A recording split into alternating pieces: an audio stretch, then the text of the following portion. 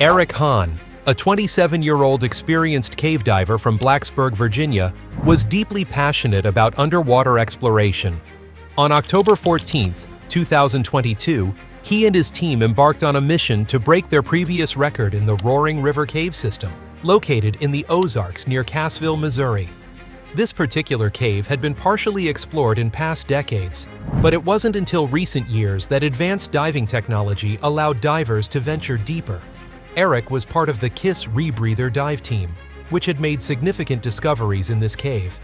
The plan for this dive was to push past their prior record of 144 meters, continuing their years-long effort to map out and explore one of the final underwater frontiers. Cave diving is one of the most dangerous forms of underwater exploration, requiring meticulous planning and precise execution. The KISS Rebreather dive team was known for its rigorous safety protocols. For this mission, they placed 15 bailout tanks along the planned route to ensure emergency air supply was accessible if needed. Additionally, they set up guiding lines to help divers navigate through the dark, labyrinthine passages of the cave. Mike Young, the lead diver and owner of KISS Rebreathers, emphasized the importance of safety, noting that cave diving is one of the last true exploration frontiers.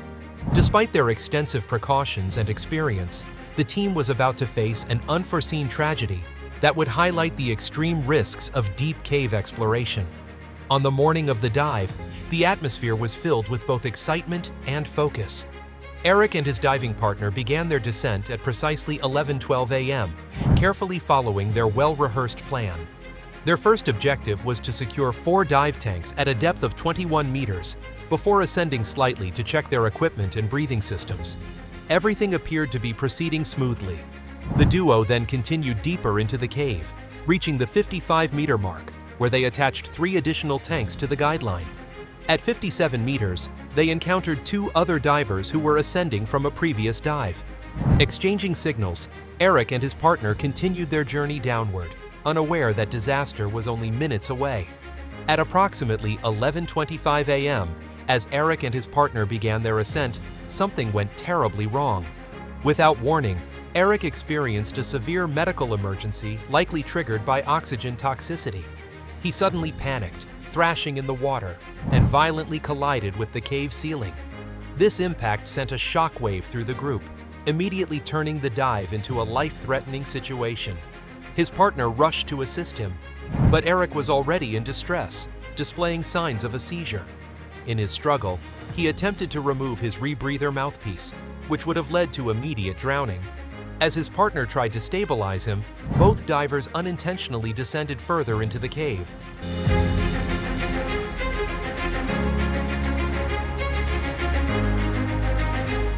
Eventually reaching a depth of 61 meters, where Eric became unresponsive. Faced with an impossible decision, Eric's diving partner had to choose between staying with him or surfacing to get help. Knowing that time was critical, he chose the latter, quickly ascending to alert the other team members. At 30 meters, he found other divers decompressing and urgently signaled them about Eric's condition. This led to a high-risk rescue attempt as another diver descended rapidly to locate Eric. Unfortunately, despite the quick response, the attempt was unsuccessful. Due to the complexity of deep cave rescues, the team could not immediately recover Eric's body. The divers also had to manage their own decompression stops, further delaying any efforts to bring Eric to the surface. The situation had already turned into a tragic recovery mission. After the failed rescue attempt, emergency services were contacted, and a formal recovery operation was launched under the supervision of the Missouri State Highway Patrol. The KISS Rebreather dive team, working with authorities, planned a carefully executed retrieval effort. Eric's lifeless body was found at a depth of 61 meters, along with his gear, confirming that he had succumbed to the incident at the cave floor. Bringing him back to the surface was a slow and dangerous process due to the cave's depth and the need for careful decompression. Eventually, Eric's body was successfully retrieved and released to the Barry County coroner for an official examination. The entire diving community mourned the loss of a skilled and passionate explorer. In the weeks following the tragedy, a thorough investigation was conducted to determine what had caused Eric's sudden medical emergency. It was discovered that his left side tank contained an oxygen concentration of 26%, which exceeded the maximum safe limit for the planned dive depth.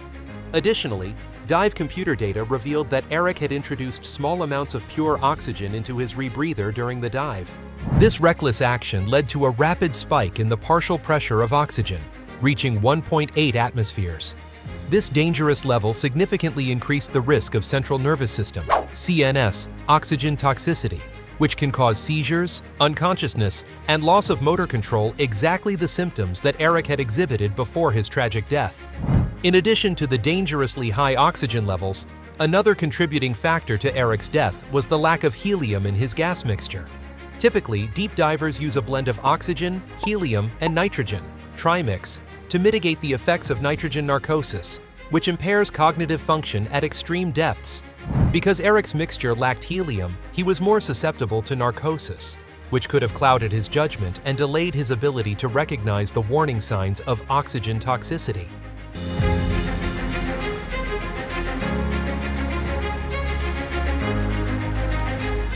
As he descended past 63 meters, this narcosis likely compounded the effects of the toxic oxygen levels, ultimately leading to impaired decision-making, loss of motor control, and the fatal seizure that ended his life. The tragic loss of Eric Hahn underscored the extreme dangers of cave diving and the importance of strict adherence to gas mixture protocols. Although the KISS Rebreather dive team had carefully planned the dive, this incident highlighted the need for even greater oversight and safety checks.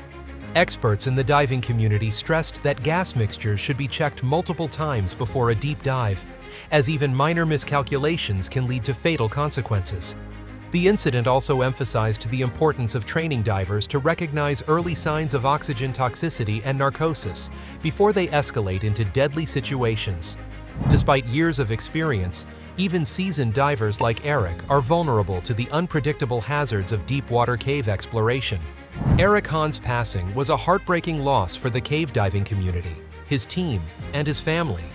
He was remembered as a passionate, cheerful, and dedicated explorer who pushed the limits of underwater exploration.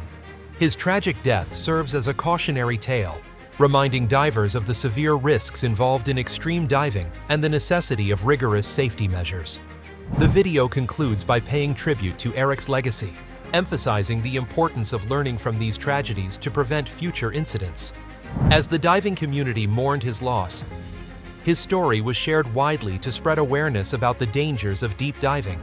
If you found this story compelling, make sure to like this video, subscribe to the channel, and hit the bell icon so you don't miss future stories about extreme cave diving and underwater exploration.